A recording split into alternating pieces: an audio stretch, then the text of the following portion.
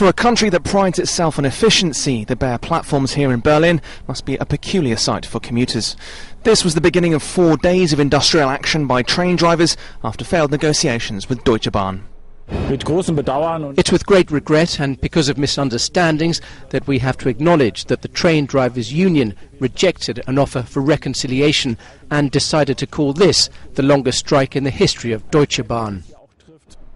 Drivers are demanding a shorter working week and also higher pay, but commuters aren't happy. I have the impression that all of Germany is being taken hostage for 6% more pay. I find that highly exaggerated. It's not just national operator Deutsche Bahn's 5.5 million passengers that are suffering. German industry is too. More than 620,000 tons of freight is carried by rail every day, nearly a fifth of all German shipments. Some are worried that car makers, chemical companies and steel producers could feel the fallout. Reuters reporter Eric Kirschbaum.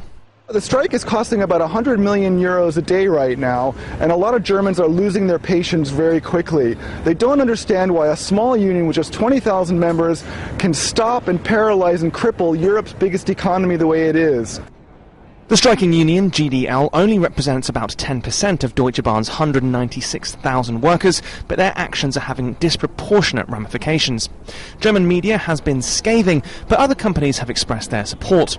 The scale of the problem has prompted German Chancellor Angela Merkel to weigh in. She's urged the parties to go back to the negotiating table with a mediator.